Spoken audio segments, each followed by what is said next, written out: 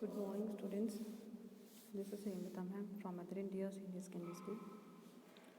Students, we are going to start our sixth chapter from your Flamingo book. So chapter name is Poets and Pancakes, written by Ashoka Mitran. तो बच्चे हम six chapter जो है आपकी book का उसे हम आगे नेक्स्ट करेंगे बिकॉज हमने फिफ्थ चैप्टर जो है उसको कंप्लीट कर लिया है। तो अब हम सिक्स चैप्टर आपका जो उसकी रीडिंग करते हैं। इसके जो राइटर हैं वो हैं अशोका मित्रन। तो फर्स्ट ऑफ ऑल हम थोड़ा सा अशोका मित्रन जो है उनके बारे में पढ़ेंगे, देन उसके बाद हम अपने जो चैप्टर है उसे स्टार्ट करेंगे। तो कहते हैं कि अशोका मित्रन जो है उनका जो बर्थ हुआ था 1931 में हुआ था, अ तमिल राइटर, और वो एक तमिल राइटर थे। Recounts his years at Gemini Studios in his book my years with the boss which talk of the influence of movies on every aspect of life in India. तो कहते हैं कि एक जेमिनी स्टूडियो में इन्होंने काफ़ी ज़्यादा ईयर्स जो थे वो अपने स्पेंड किए थे। उसके बाद इन्होंने उसके बारे में बुक लिखी थी। ठीक है, तो ये जो बुक है ये काफ़ी ज़्यादा इन्फ्लुएंस डालती है लाइफ के ऊपर। जो वहाँ पे जेमिनी स्टूडियो में हुआ था उसके बारे में ये सभी इसमें लिखा हुआ है। उसके बाद कहते हैं कि the Gemini studio located in Chennai. जो जेमिनी स्टूडियो है वो कहाँ पे लोकेटेड था? चेन्नई में लोकेटेड था। वॉज सेटअप इन 1940, और वो 1940 में सेटअप हुआ था। It was one of the most influence film producing organisations of India in the early days of Indian film making. और ये काफ़ी ज़्यादा इन्फ्लुएंस, जो जेमिनी स्टूडियो था ये काफ़ी ज़्यादा इन्फ्लुएंस है उस टाइम। एक ऑर्गेनाइजेशन थी जिसमें फिल्म जो थी वो बनती थी। देन उसके बाद कहते हैं कि इट्स फाउंडर्स वाज एस बसन। तो ये जो जेमिनी स्टूडियो था इसके जो फाउंडर थे वो थे एस बसन। देन कहते हैं कि the duty of the Ashokamitran in Gemini studios was to cut out newspaper clipping on a wide variety of subjects and store them in files. तो कहते हैं जो अशोका मित्रन थे उनका जो काम था जेमिनी स्टूडियो में वो क्या था कि उन्होंने आर्टिकल्स जो थे वो उन्होंने काटने होते थे न्यूज़पेपर से, और वो एक फाइल में उन्होंने लगाने होते थे।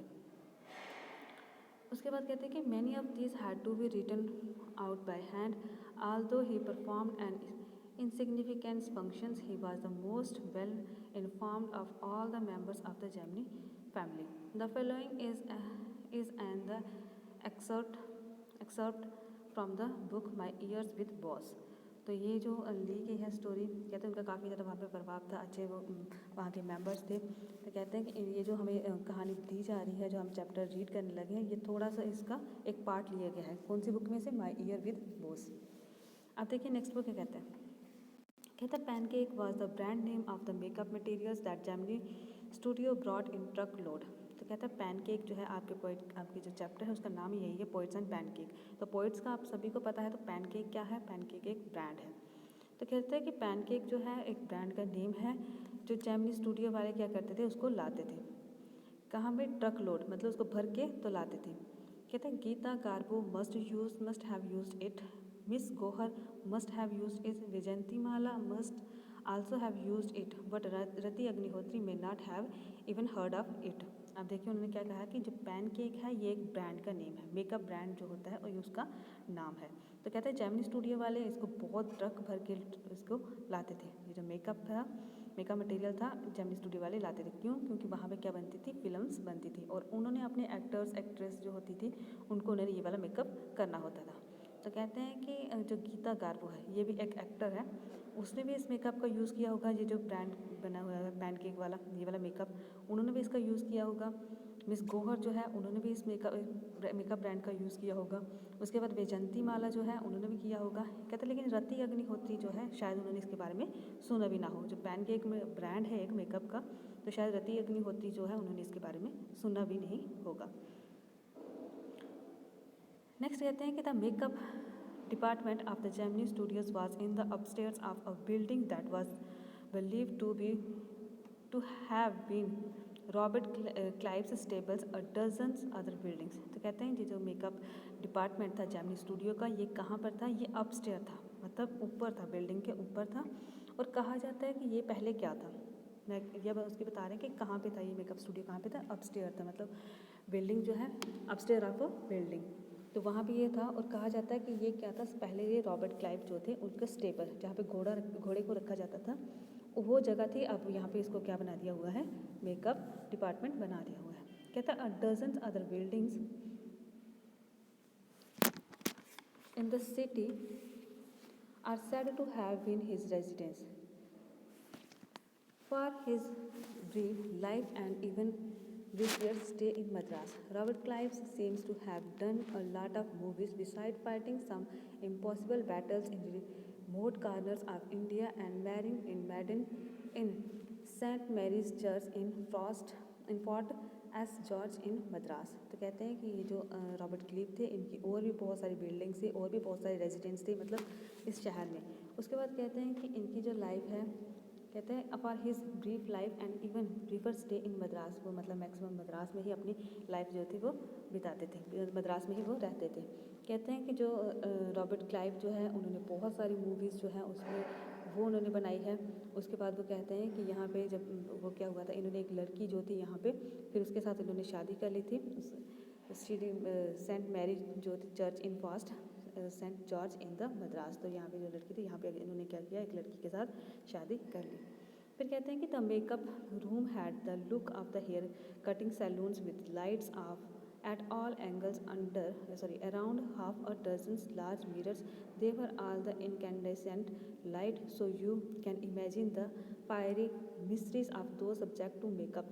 अब देखिए उन्होंने क्या कहा, कहता है जो मेकअप रूम था वो कैसा लगता था, जैसे एक हेयर कटिंग सैलून होता है इस तरह से वो लगता था। कहता है इसमें बहुत सारी लाइट्स होती थी, इसमें बहुत सारे जो मिरर थे उनका यूज़ किया गया होता, half a dozen large mirror जो थे वो यहाँ पे लगे होते थे। और इसकी जो लाइट होती थी इनकेंडेसेंट होती थी। इनकेंडेसेंट जो लाइट होती है वो होती है कि जो मतलब अच्छी मतलब थोड़ी डिम लाइट होती है, कम लाइट होती है, कम भी नहीं मतलब आप कह सकते हो वो लाइट कि जो जिसको पास करके तो मेकअप करना पड़ता था। और इसमें से क्या निकलती थी, हीट निकलती थी। मेकअप करना है तो जिसका मेकअप करना था उसके पास थोड़ी वो लेके जाते थे और फिर क्या करते थे, उसका मेकअप करते थे ताकि मेकअप अच्छे से हो जाए। लेकिन ये जो लाइट थी इसमें से बहुत ज़्यादा हीट निकलती थी और आप सोच सकते हो, आप इमेजिन कर सकते हो कि क्या कितना बुरा हाल होता होगा उस सब्जेक्ट का, मतलब उस पर्सन का जिसका मेकअप किया जाता होगा, क्योंकि इस लाइट में से कितनी ज़्यादा हीट निकलती थी और जब मेकअप करवाता है उसके फेस पे कितनी ज़्यादा हीट पड़ती होगी उस time.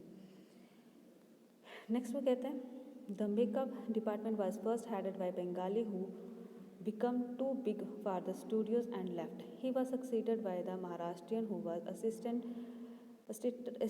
by the Darwara, Kannadiga and Andhra, Madrasa, Indian Christians and Anglo-Burmese and the uses local Tamil. तो कहता है पहले सबसे पहले जो मेकअप डिपार्टमेंट था इसके हेड जो कौन थे, एक बंगाली थे। कहते उसके बाद वो थोड़े बड़े हो गए और उसके बाद उन्होंने स्टूडियो जो था उसको छोड़ दिया। फिर उसके बाद ये जो स्टूडियो है इसको कौन संभाला था, महाराष्ट्रियन का एक मतलब ग्रुप जैसे बना था, महाराष्ट्रियन थे बीच में दारवार और कनाडियन जो थे वो थे, आंध्र प्रदेश के थे, मद्रास इंडियन क्रिश्चियन जो थे वो थे, एंग्लो बर्मी जो थे और लोकल तमिल जो थे वो सारे इसको क्या करते थे, संभालते थे। ठीक है, पहले कौन संभालता था, एक बंगाली संभालता था इस स्टूडियो को, लेकिन उन्होंने छोड़ दिया स्टूडियो को। उसके बाद जो दूसरा एक ग्रुप बना तो वो अलग अलग स्टेट से बिलोंग करते थे, फिर उन्होंने इसको संभालना स्टार्ट किया। कहता all this shows that there was a great deal of the nation integration long before the AIR, All India Radio and Doordarshan began broadcasting programs on national integration.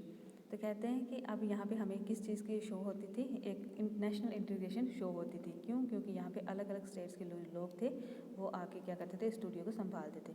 इसमें AIR जो है ऑल इंडिया रेडियो जो है वो इसमें broadcast होता था, इसमें दूरदर्शन के प्रोग्राम जो हैं वो ब्रॉडकास्ट होते थे, तो सारे मिलकर क्या करते थे, इसमें काम करते थे।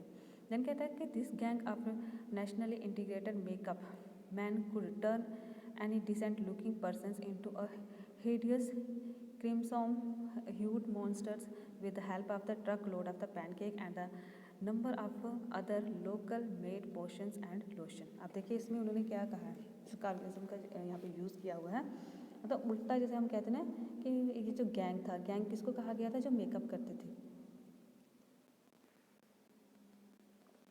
कहता है ये जो मेकअप करने वाला गैंग था, जो इंटीग्रेटेड हुए थे, सारे इकट्ठे हुए थे, ये क्या करते थे, एक डिसेंट पर्सन को, डिसेंट लुकिंग जो पर्सन होता है, जो अच्छा दिखने वाला पर्सन होता है, उसको हिडियस मतलब एक अगली लुक उसको देते थे। किसके साथ? With the help of the truck load pancake and a number of the other locally made potion and lotion. मतलब जो क्रीमें थी वो यूज़ कर करके ना एक अच्छे वाले इंसान को ये क्या बना देते थे, गंदा बना देते थे। इनका कहने का मतलब क्या है कि उनको इतना ज़्यादा ओवर मेकअप करवा देते थे। क्यों? क्योंकि टीवी में वो जो मेकअप है वो अच्छे से दिखे, क्योंकि टीवी में वही दिखेगा जो अच्छे से लगाया होगा। तो कहते हैं इतना ज़्यादा उनको मेकअप लगा दिया जाता था कि उनकी जो लुक होती थी वो क्या लगती थी, अगली लगती थी। देन वो कहते हैं those were the days of the mainly indoor shootings and only 5% of the films was shot outdoor. तो कहते हैं उस समय जो टाइम था, उस समय क्या होता था कि मैक्सिमम फिल्म जो होती थी वो अंदर ही इंडोर, मतलब उसकी जो शूटिंग होती थी वो अंदर ही होती थी। सिर्फ 5% ऐसी फिल्म्स थी जिनकी शूटिंग क्या होती थी, बाहर होती थी।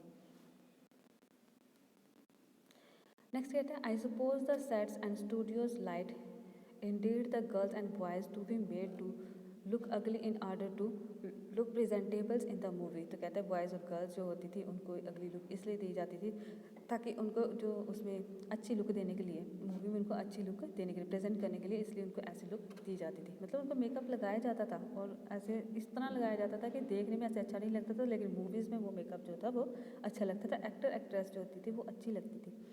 कहता है a strict hierarchy was maintained in the makeup department. The chief makeup man made the chief actors and actress, his senior assistants and the second heroines and the junior assistant, main comedians and so forth. The players who played the crowd were the responsibility of the office boy. Even the makeup department of the Gemini Studios had an office boy.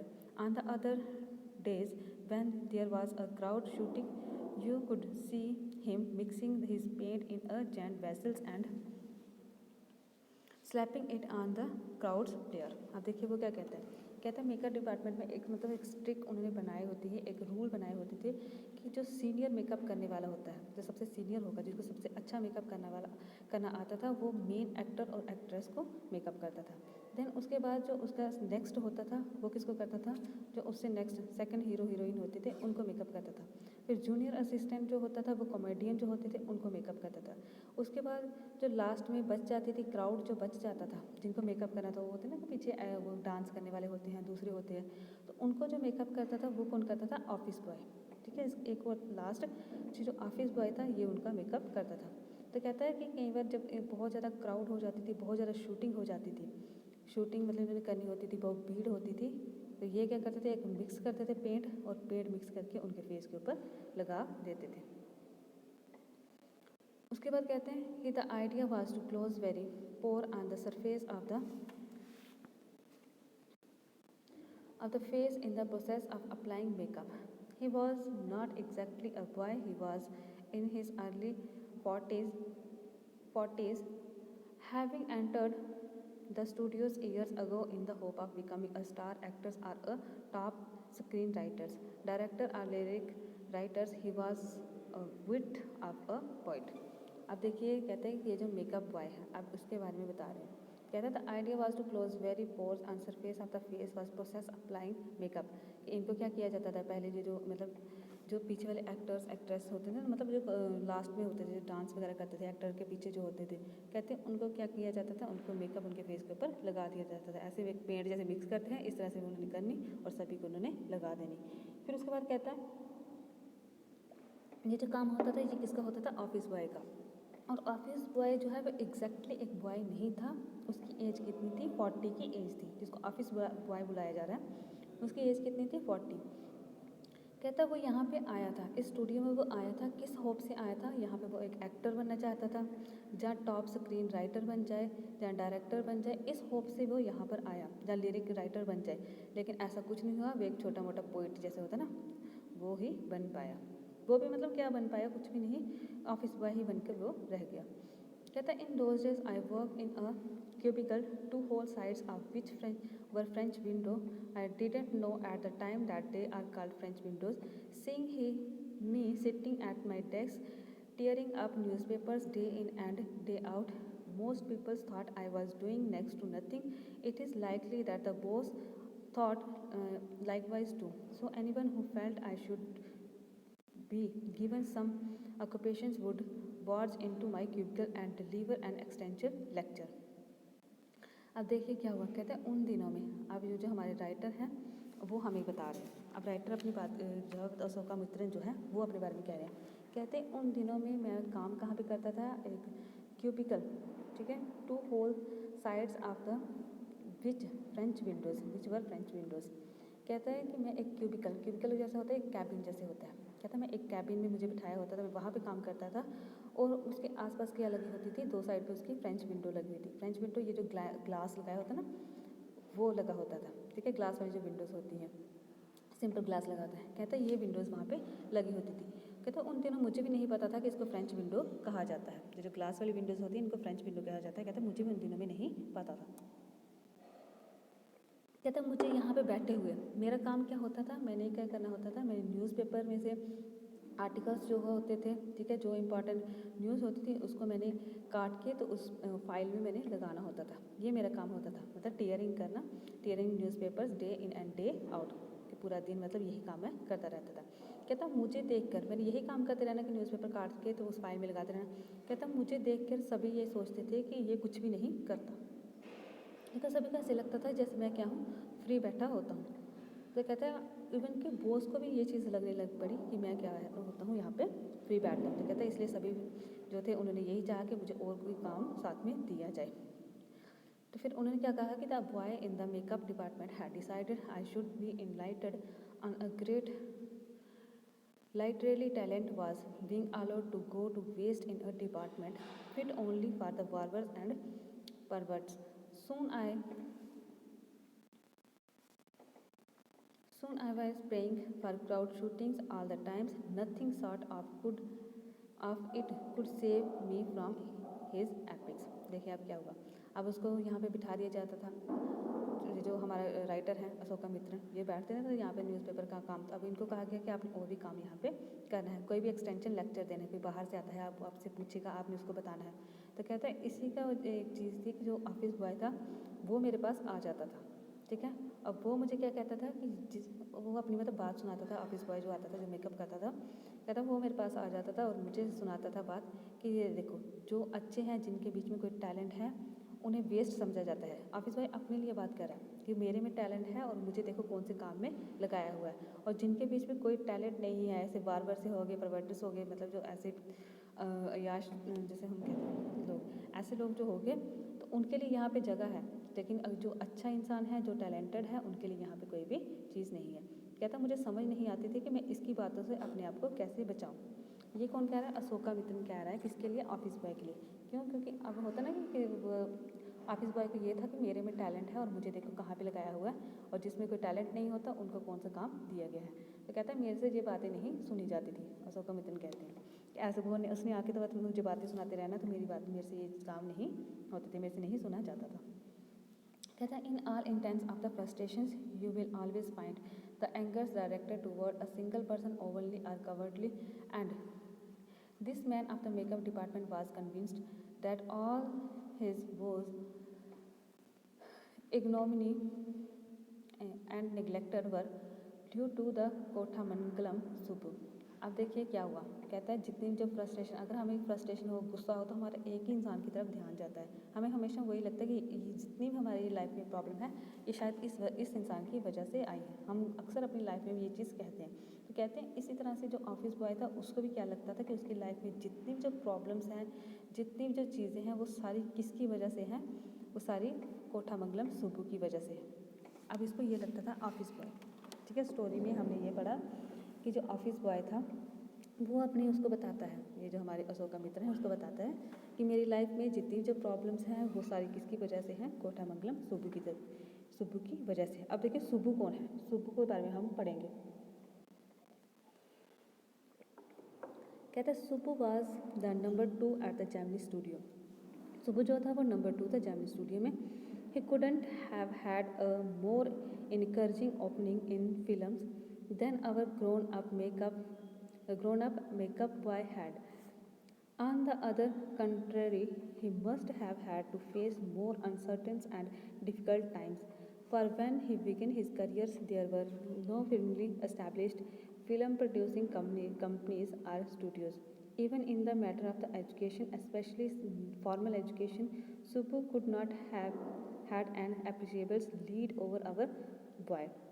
But by the virtue of being born of a Brahman, a virtue indeed he must have had explored to more affluent situations and people. देखिए अब क्या हुआ, सुब्बू के बारे में हमें बताया गया कि सुब्बू जो है वो कौन है। तो कहते हैं सुब्बू जो है उसकी नंबर 2 पोजीशन थी किसमें, जेमिनी स्टूडियो में। फर्स्ट पोजीशन किसकी थी, एस वसन जिसने इसको एस्टेब्लिश किया था, और नंबर 2 पे कौन आता था, सुब्बू। तो कहते हैं जो सुब्बू है, कहता है he could not have had a more encouraging opening in films than our grown up makeup boy had. तो कहता है जितना मेकअप बॉय में इनकरेज है इतना उसमें नहीं था स्टार्टिंग में। मेकअप बॉय जो है उसमें एजुकेटर भी है, लेकिन कहता है जो सुब्बू था उसमें इतना कुछ नहीं था। कहता है उसने बहुत सारी डिफ़िकल्टी देखी थी। जब सुब्बू यहाँ पे आया था, जेमिनी स्टूडियो में आया था, उसको बहुत सारी डिफ़िकल्टीज़ हुई थी, बहुत हार्ड टाइम उसने देखा था, और आहिस्ता आहिस्ता जाके फिर उसने अपनी करियर जो था उसको स्टार्ट किया था। कहता है कि उस समय जो कंपनीज होती थी, ठीक है, no firmly established film producing companies or studios. तो यह कहता है यहाँ पे इतनी ज़्यादा कंपनीज भी नहीं थी, जहाँ पे इतनी ज़्यादा फिल्म प्रोड्यूसिंग कंपनीज नहीं थी, स्टूडियोज़ नहीं थे। कहता है कि इवन कि सुब्बू के पास एजुकेशन भी नहीं थी जैसे उसके पास है। जैसे हमारा ऑफिस बॉय है वो एक एजुकेटेड पर्सन है, कहता है सुब्बू के पास ऐसा कुछ भी नहीं था। सिर्फ सुब्बू के पास एक गुण था, वो क्या था कि वो एक ब्राह्मण था, ठीक है, ये उसके पास एक गुण था। और कहता है उसमें ये चीज़ भी थी कि वो दूसरों को क्या कर लेता था, इन्फ्लुएंस कर लेता था। तो साथ साथ में उसने जाते जाना जो बड़ी पर्सनैलिटीज़ होती थी उनके साथ उसने घूमते रहना। सुब्बू मतलब उसको क्या है, सुब्बू की लाइफ में कि जब वो स्टार्टिंग में यहाँ पर आया तो उसको थोड़ी सी प्रॉब्लम्स हुई थी, काम उसको अच्छे से नहीं मिलता था, बहुत सारी उसको डिफ़िकल्टीज़ हुई। ऑफिस बॉय को इतनी डिफ़िकल्टीज़ नहीं हुई, लेकिन फिर भी ऑफिस बॉय उससे क्या करता था कि मेरी लाइफ में जितनी प्रॉब्लम्स हैं वो किसकी वजह से थी, सुब्बू की वजह से थी। कहता है सुब्बू को सिर्फ एक चीज़ का एडवांटेज होता था, फ़ायदा होता था कि वो कास्ट क्या था, ब्राह्मण था, और यही उसका एक गुण था अच्छा। तो कहता है आहिस्ता आहिस्ता मतलब उसमें ये भी चीज़ थी कि जो दूसरे लोग होते थे, बड़ी पर्सनैलिटीज़ होती थी, वो उनके साथ साथ रहता था, मतलब उनके पीछे पीछे घूमना, उनके साथ साथ रहने की उसने कोशिश करनी। कहता है he had the ability to look cheerful at all times even after having had a hand in a flop film. तो कहते हैं कि जो सुब्बू है वो हमेशा क्या रखता, इसमें एक एबिलिटी थी कि वो हमेशा खुश दिखता था, चाहे उसके हाथ में कोई फ्लॉप फिल्म ही क्यों ना आई हुई हो, तब भी वो खुश ही लगता था। कहता है ही always had work for somebody, he could never do anything on his own, but his sense of loyalty made him identify himself with his principle completely and turn his entire creativity to his principal advantage। अब देखिए क्या हुआ, कहते हैं कि वो हमेशा हमेशा वो क्या करता था, काम करता था, दूसरों के लिए काम करता था, और he could never do things on his own, अपने लिए वो काम नहीं करता था, वो पूरी लॉयल्टी से, पूरे मतलब एक वफादारी जैसे होती है ना, वो अपने जो प्रिंसिपल है, अपना जो बॉस है, ठीक है, उसके लिए वो काम करता था, मतलब अपने बॉस के लिए पूरी ईमानदारी से सुब्बू जो था वो काम करता था, अपने लिए नहीं करता था, उसके लिए उसने बहुत अच्छे से, और उसमें बहुत ज़्यादा क्रिएटिविटी थी, जितनी भी क्रिएटिविटी उसके बीच में थी ना, इसमें सुब्बू में जितनी भी क्रिएटिविटी थी, ठीक है, जितना भी टैलेंट था, वो सारा किस में लगाता था, अपने बॉस के एडवांटेज में, ताकि मेरे बॉस को क्या हो, फ़ायदा हो।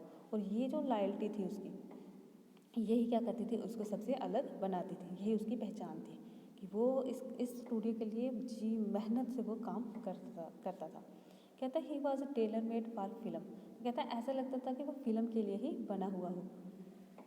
कहता है here was a man who could be inspired when commanded the rat fights the tigress under waters and kill her, but takes pity on the cubs and tend them lovingly. I don't know how to do the scene. The producers would say Subbu would come out with 4 ways of the rats pouring affections on its victims' offspring। देखिए अब क्या किया उसने, example क्या हमें बताई। कहता है फॉर एग्जाम्पल मतलब इतना ज़्यादा टैलेंटेड था वो सुब्बू कि फॉर एग्जाम्पल एक स्टोरी बन रही है, एक मूवी बन रही है, उसमें क्या है कि एक रैट की और एक टाइग्रेस जो है उसकी क्या हुई है, फाइट हुई है पानी के अंदर। तो रैट ने उस टाइग्रेस को क्या कर दिया है, मार दिया है, और उसके जो बच्चे हैं अब रैट को उसके ऊपर दया आ गई है, जो उस टाइग्रेस के बच्चे हैं, कब्स जो हैं उनके ऊपर रैट को क्या आ गई है, अब दया आ गई है। और अब आगे सीन बनाना है, तो जो राइटर है वो सुबू को पूछता है कि इसके आगे जो सीन है वो अपना लव कैसे शो करेगा, वो जो रैट है वो कैसे अपना लव जो है वो शेयर करेगा इन बच्चों के लिए, तो मैं हम सीन को कैसे क्रिएट करें। तो कहता है कि सुबू में इतना टैलेंट था कि वो उसी टाइम वो 4 तरीके निकाल लेता था कि आप इस तरह से इसको करो, आप इस तरह से सीन को करो कि कैसे ये अपने बच्चों को, इसके बच्चों को वो पालेगा। तो कहते हैं इतना ज़्यादा टैलेंट था कि अगर उससे कोई पूछा जाता है कि आगे सीन हम इसको कैसे करें, तो वो 4 तरीके और निकाल लेता था। कहता है good, but I am not sure it is affective enough, the producers would say and in a minute Subbu would come out with 14 more alternative. तो कहता है कि अगर जो हमारा प्रोड्यूसर होता है वो कहता है ठीक है, लेकिन मुझे ये अभी इफेक्टिव नहीं लग रहा, जो आपने अल्टरनेटिव इसका बताया, जो आपने हमें बताया इसका कि ऐसे होना चाहिए, वो ऐसे अपना लव जो है वो शो करेगा। तो कहता है कि जो सुबह होता था वो क्या करता था, उसी टाइम एक ही मिनट में सुबह क्या कर देता था, 14 और तरीके इसके निकाल देता था। ठीक है, ऐसे नहीं तो ऐसे, ऐसे नहीं तो ऐसे, वो अपना लव जो है वो आगे मतलब शो करेगा इन बच्चों के लिए, जो उसके हैं मतलब टाइग्रेस के जो बच्चे हैं। तो कहते हैं इस तरह से मतलब इतना ज़्यादा टैलेंट था कि वो फिल्म जैसे कोई बनती थी तो उसको आगे क्या करना है, कैसे सीन क्रिएट करने हैं, वो 1 मिनट में कितने ज़्यादा मतलब बता देता था उसके अल्टरनेटिव्स। नेक्स्ट कहते हैं film making must have been and was so easy with a man like Subu around, and if there was a man who gave directions and definition to Gemini Studios during its golden era। तो कहते हैं film making जो है उसके लिए बहुत अब easy बन गई थी, ईजी हो गई थी फिल्म मतलब बनाना, किसके, जब तक यहाँ पे क्या था, सुबू था। ठीक है, सुबू जैसे इंसान के लिए फिल्म बनाना मतलब मुश्किल नहीं था, बहुत ईजी हो गया हुआ था। तो कहता है ये यहाँ पे बहुत अच्छे से काम करते थे, तो इनके टाइम पे जो जिस जेमिनी स्टूडियो था वो एक गोल्डन ईयर्स की तरह हुआ कि यहाँ पे बड़े अच्छा टाइम था उसका, जब सुबू था यहाँ पे तो ये भी स्टूडियो काफ़ी अच्छा चलता था। कहता है it was Subbu had a separate identity as a poet and though he was certainly capable more complex and higher form. He deliberately chose a address his poetry to the masses। अब देखिए वो क्या कहता है कि जो सुबू था, सुबू एक सेपरेट आइडेंटिटी भी थी, वो एक पोइट भी था। ठीक है, और वो अच्छे पोइट लिख सकता था, मोर कॉम्प्लेक्स और हायर फॉर्म की वो पोइट भी लिख सकता था, लेकिन वो जानबूझ के एक सिंपल जो पोइट जो होती हैं, पोइम जो होती थे उनको वो लिखता था। कहता है success in films ओवरशैडोज and drafted his literary achievements are so his critics felt। He composed several truly original stories, poems in folk, refrains and dictions, and also wrote a sprawling novel, Thilana Manahambals, with the dozens of very defty edges characters। He quite successfully recreated the mood and the manners of the Devadasis of the year of 20th century। तो कहते हैं कि जो सुब्बू था उसने बहुत सारे novel जो थे, मतलब उसने एक नावल भी लिखा था जिसका नाम क्या था, तिलाना महानमन बल जो थे वो उसने लिखा था। इसमें बहुत सारे उसने मतलब करैक्टर्स जो थे वो ऐड किए थे। उसके बाद उन्होंने देवादासिस जो थी उसके बारे में भी उन्होंने लिखा। ठीक है, तो इसके बारे में मतलब सुब्बू जो था वो राइटर पोइट भी था। कहते हैं ही वॉज अमेजिंग एक्टर भी था। He never aspire to lead role but whatever subsidiary role he played in any of the films he perform better than the suppose main player. तो कहता है कि वो एक एक्टर की तरह काम भी कर लेता था, वो पोइट भी था, हर एक चीज़ उसको आती थी, लेकिन वो आगे नहीं आता था, वो काम नहीं करता था, वो एक्टर का रोल नहीं करता था। कहता अगर उसको कोई रोल दिया भी जाता था तो वो जो मेन हमारा एक्टर होता उससे भी अच्छा करता था। सो वो मतलब इतना ज़्यादा टैलेंट था। देन कहते हैं इट सीम्स सुबू कहते हैं कि he had a genius love for any ones he came across and his house was a permanent residence for the dozens of nears and for relatives and acquaintances. तो कहते हैं सुबू जो है एक जीनियस था, जीनियस इंसान था, बहुत ज़्यादा लव था उसके लिए, उसके मन में लव था हर एक के लिए। कहता है कि उसके घर में, उसका जो घर था जहाँ पे वो रहता है सुबू, उसके घर में बहुत सारे उसके रिलेटिव्स जो थे, आसपास के जो लोग थे, जो उसकी जान पहचान वाले लोग थे, वो भी उसके घर में आके रहते होते थे। मतलब वो किसी को मना नहीं करता था, हर किसी से वो प्यार करता था, ऐसा नेचर था सुबू का। कहता है it seems against Subbu's nature to be even conscious that he was feeding and supporting so many of them, such a charitable and improvement man, and yet he had enemies। But it was he seemed so close and intimate with the boss, or was it his general demeanor and resembles a sycophant or his readiness to say nice things about everything।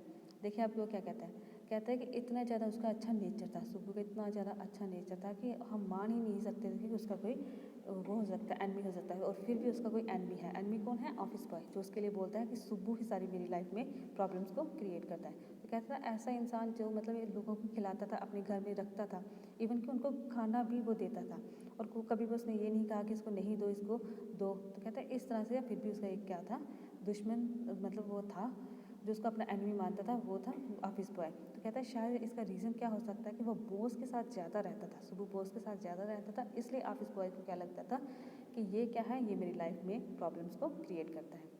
तो students आज हम यहाँ तक ही इसको करेंगे, तो next lecture में हम इसको कंप्लीट करेंगे। So thank you for listening and watching and have a nice day.